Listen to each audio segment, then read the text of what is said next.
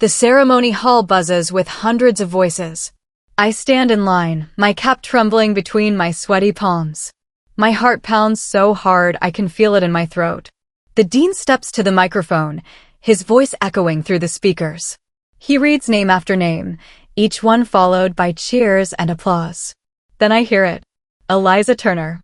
For a second, everything freezes. From the front row, my mother's voice cuts through the air like a knife. She's not even supposed to be here. Laughter ripples through the guests sitting near her. My stomach twists into a tight knot. Heat floods my face. I want to disappear, to melt into the floor. But something inside me refuses to break. I lift my chin and take a step forward.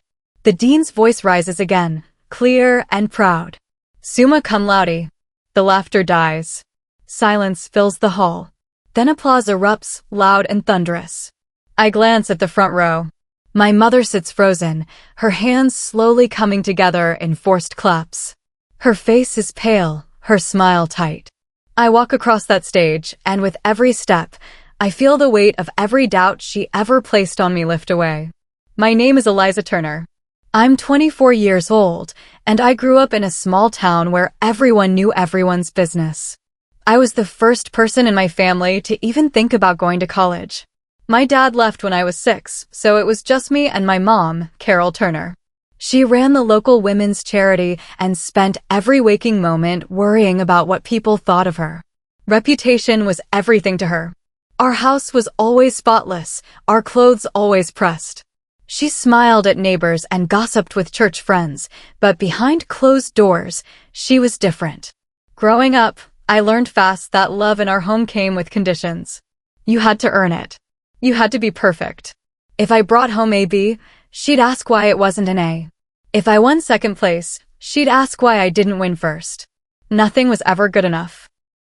I spent my childhood trying to please her, trying to make her proud. But no matter what I did, it was never enough. She'd look at me with those cold eyes and say things that stuck like thorns. I was 19 when everything started to fall apart. I'd just started my first semester at community college. Money was tight, so I worked part-time at a grocery store while taking classes. One afternoon, I came home early and heard my mom's voice from the kitchen. She was on the phone with someone from her church group. I stopped in the hallway, my textbooks heavy in my arms. "She's failing everything," she said, her voice dripping with disappointment. "Wasted my money on tuition." I don't know why I even bothered. My chest tightened. I wasn't failing. I had a B average. I pushed the door open, and she looked up, phone still pressed to her ear. She didn't even flinch. When she hung up, I asked her why she'd say that. She crossed her arms and leaned against the counter. "Maybe if you were half as disciplined as I was at your age, you'd actually graduate," she said coldly. "But I doubt you will." Those words hit me harder than any slap. I stood there, speechless, tears burning behind my eyes. She turned away and started washing dishes like nothing had happened. A few weeks later, I took my midterm exam for English literature. I'd studied for days, barely sleeping, running on coffee and stress. But when I sat down in that classroom, my mind went blank. I stared at the questions, my hands shaking. I failed. When I got the grade back, I felt like the world was caving in. I walked to the library and hid in the back corner, my head in my hands. My breath came short and fast. I couldn't stop shaking. A panic attack. That night, my mom didn't ask how I was. Instead, she called my aunt and told her I was taking a break from school. She told everyone I couldn't handle the pressure, that I wasn't cut out for college. She staged a family humiliation, painting me as a failure before I even had a chance to try again. I couldn't take it anymore. That night, I packed a duffel bag with clothes, my laptop, and a few books. I left a note on the kitchen table. "I'm leaving. Don't come looking for me." I walked out the door and didn't look back. I crashed on my friend Jenna's couch in a city 2 hours away. She didn't ask too many questions, just handed me a blanket and said I could stay as long as I needed. I found a job at a diner called Rosie's. The work was hard. My hands smelled like grease no matter how many times I washed them. My uniform was always damp with sweat and coffee stains.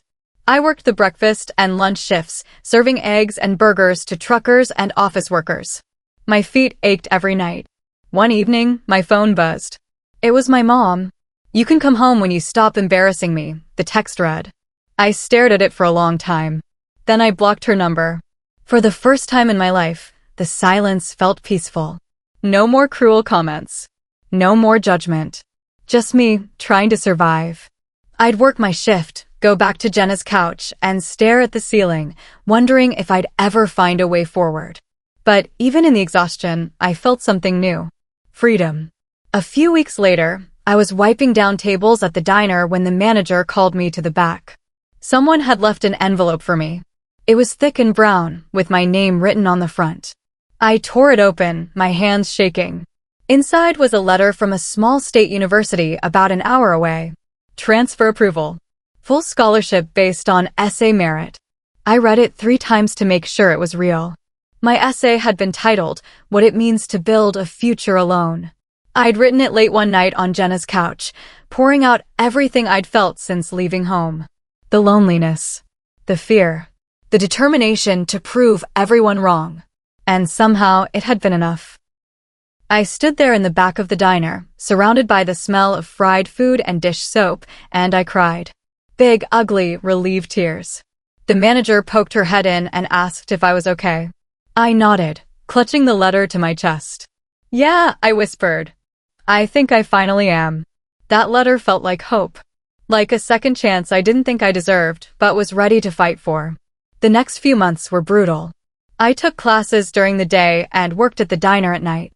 I'd finish a shift at midnight, go back to my tiny dorm room, and study until 3 in the morning. Sometimes I'd fall asleep at the library, my head resting on a textbook. My body screamed for rest, but I couldn't stop. Every plate I scrubbed at the diner felt like a step closer to proving my mother wrong. Every essay I turned in was another brick in the wall I was building between who she said I was and who I knew I could be. I lived on ramen noodles and black coffee. My hands were always dry and cracked from dish soap. My eyes burned from lack of sleep. But I kept going. On the hardest nights, when I wanted to quit, I'd think about my mother's voice. "She's not even supposed to be here." And I'd grit my teeth and push through. I wasn't doing this for her anymore. I was doing it for me. For the girl who'd been told she'd never amount to anything. I was going to prove her wrong, even if it killed me. During my second semester, I took a writing class with Professor Daniels. She was an older woman with sharp eyes and a no-nonsense attitude. She handed back my first essay with red marks all over it, but at the bottom, she'd written, "See me after class." I thought I was in trouble. When everyone left, I walked up to her desk, nervous. She looked at me for a long moment. "You write like someone running from something," she said. I swallowed hard. "I'm running towards something," I replied. She smiled, a small, knowing smile. "Good. Keep doing that." From that day on, Professor Daniels became my mentor. She pushed me harder than anyone ever had, but she also believed in me. She'd stay late to go over my essays, pointing out where I could dig deeper, where I could be braver. For the first time in my life, someone saw potential in me. Not because of who my mother was or what people expected, just because of who I was. And that changed everything. One night, guilt crept in. I thought maybe I should call my mom, let her know I was okay. Maybe things could be different. I dialed her number, my hands shaking. She answered on the 3rd ring, her voice cheerful. "Hello." "Hi, Mom." "It's me." Silence. Then her tone shifted, cold and sharp. "Oh, you. I just wanted to let you know I'm doing okay. I'm back in school." She laughed, bitter and mean. "Still chasing that fantasy? Don't call me when you fail again, Eliza. I don't have time for your drama." The line went dead. I sat there on my dorm room floor, staring at the phone. Tears streamed down my face. I let myself cry in the bathroom, the sound muffled by running water. But when I was done, I wiped my face and looked at myself in the mirror. I wasn't broken. Not anymore. She didn't get to define me.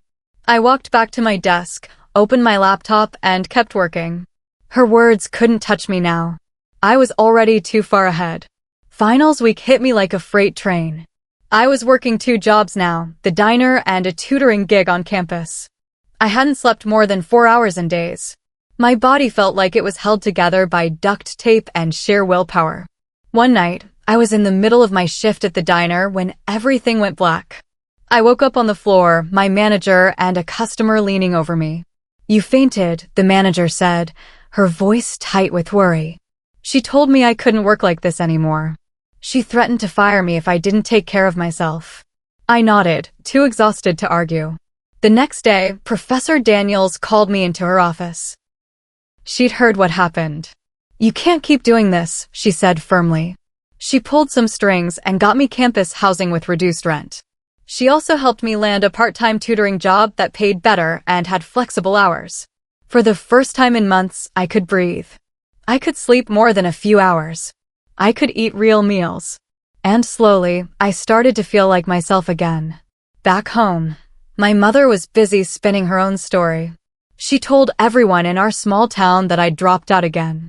"She's working as a waitress," she'd say with a pitying smile. I tried to help her, but she just couldn't handle it. Neighbors would nod and whisper.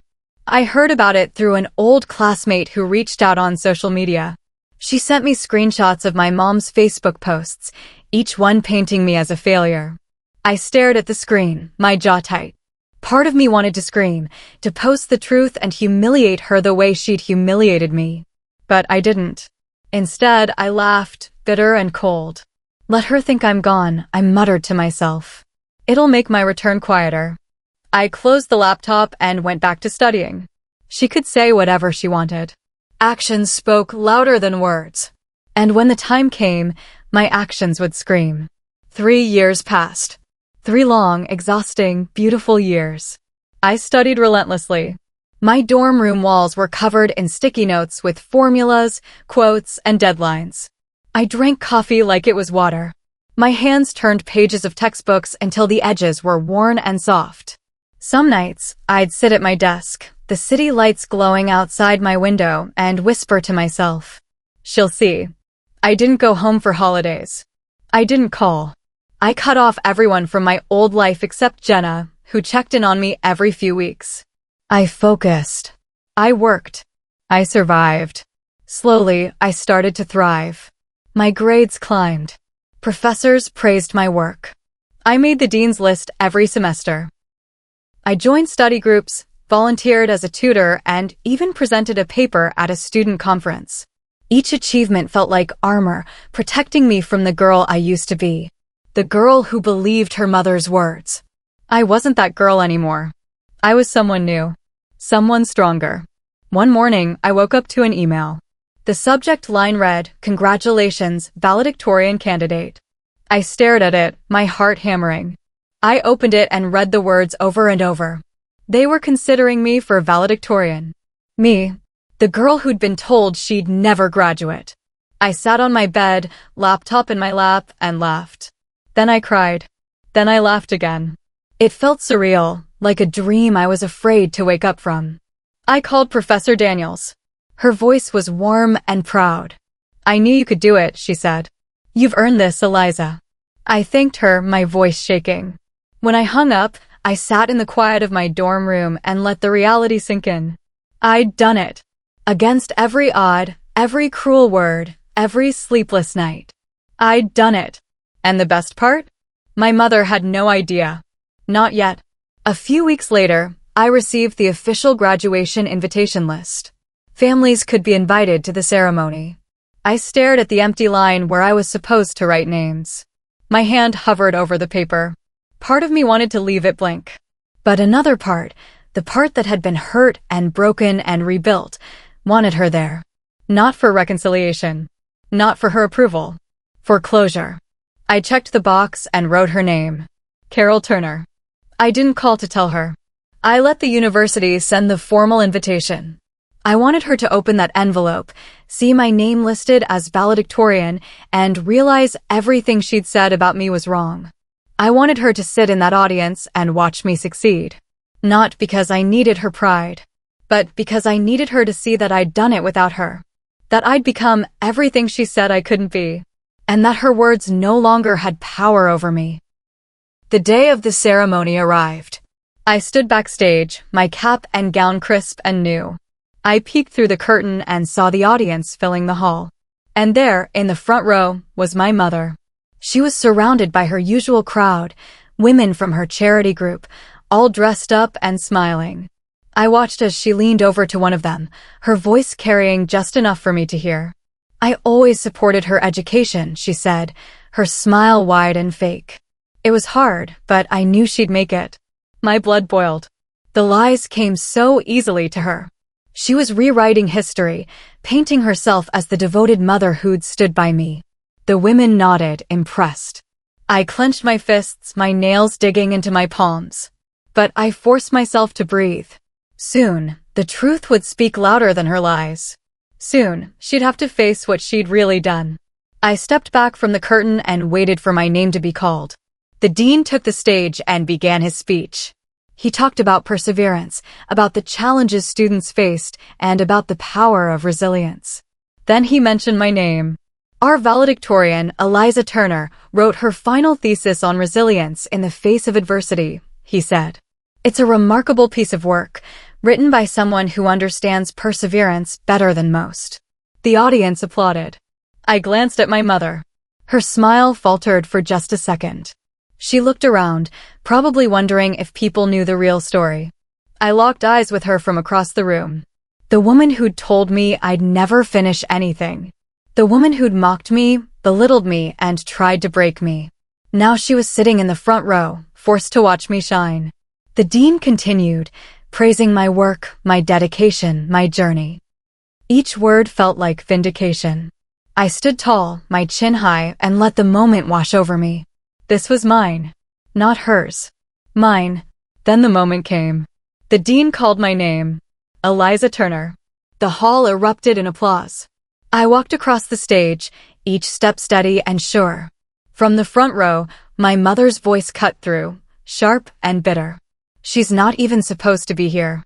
A few people near her laughed nervously. But the dean's voice rose above it all. Summa cum laude. The laughter died. Silence filled the space.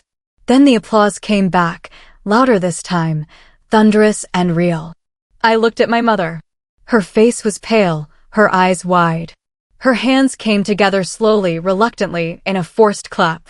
She had no choice. Everyone was watching. I took the diploma from the dean, shook his hand, and looked out at the audience. Tears streamed down my face, but I didn't care. I'd done it. I'd walked across that stage. And she'd had to clap. The sound of her hands coming together, forced and bitter, was the sweetest sound I'd ever heard. After the ceremony, guests swarmed me with congratulations. Friends, professors, classmates, all of them hugging me and cheering. I felt lighter than I had in years. Then I saw her. My mother pushed through the crowd, her fake smile plastered on her face. "I always knew you'd do it, sweetheart," she said, her voice loud enough for others to hear. I looked at her, really looked at her. The woman who'd spent years tearing me down was now trying to take credit for building me up. I smiled, calm and steady. "No, Mom," I said quietly. "You knew I'd quit." But I didn't. Her smile froze. The people around us shifted uncomfortably. I didn't wait for her response. I turned and walked away, leaving her standing there alone. For the first time in my life, I didn't feel guilty. I didn't feel sad. I felt free. A few days later, the local paper ran a feature. The headline read, "From Homeless to Honors, the story of Eliza Turner."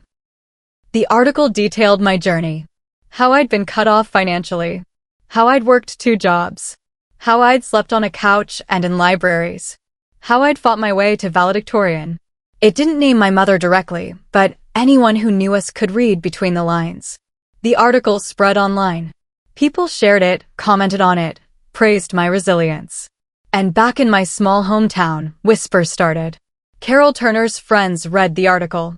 They saw the truth behind her lies. The supportive mother image she'd built over years began to crack. I didn't gloat. I didn't post about it. I just let the truth do its work. Because the truth, I'd learned, was more powerful than any revenge I could dream up. Over the next few weeks, my mother's carefully constructed reputation crumbled. Her friends from the charity group started to distance themselves. Sponsors pulled their support, uncomfortable with the controversy. Phone calls went unanswered. Invitations dried up. She'd spent her whole life building an image, and now it was collapsing around her. I heard about it through old neighbors who reached out to congratulate me. They told me how she'd tried to defend herself, how she'd insisted the article was exaggerated. But people weren't buying it anymore. The woman who'd built her life on appearances was now living in the shadow of the daughter she'd once mocked. I felt a strange mix of emotions. Part of me felt vindicated. Part of me felt sad. But mostly, I felt relieved. I was finally free from her shadow. I'd built something she couldn't touch, couldn't claim, couldn't destroy. And that was worth more than any apology she could ever give. One evening, there was a knock on my apartment door. I opened it to find my mother standing there. She looked smaller somehow, her shoulders hunched, her eyes red. "Can I come in?" she asked, her voice shaking. I hesitated, then stepped aside.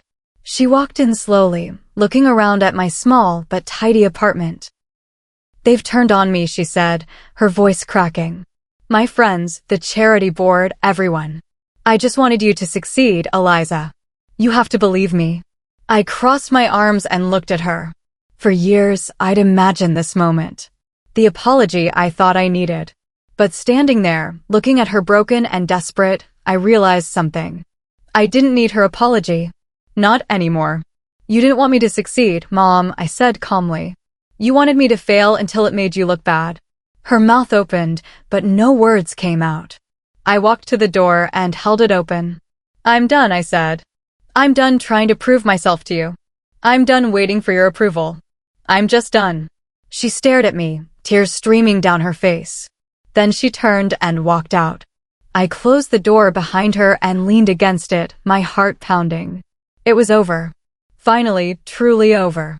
Months later, I was invited to give a commencement speech at a university event for my new job. I'd landed a position as a student counselor, helping first-generation college students navigate their journeys. Standing at the podium, I looked out at the crowd of young faces, all of them hopeful and scared and determined. I spoke about perseverance, about self-worth, about the power of believing in yourself when no one else does. I didn't name my mother, but I talked about doubt. "Sometimes," I said, my voice steady, "the people who doubt you most are the ones who fear what you'll become." The audience nodded. Some wiped tears from their eyes. After the speech, students lined up to thank me, to share their own stories. And in that moment, I realized something. My mother's cruelty had shaped me, yes, but it hadn't defined me. I'd taken that pain and turned it into something beautiful, something that could help others. And that was the greatest victory of all. A few weeks later, my mother appeared on a local televised interview. The host asked her about the article, about her relationship with me. I watched from my apartment, my stomach tight. At first, she tried to maintain her composure, to paint herself as the misunderstood victim. But the host pressed her. "Did you financially support your daughter through college?"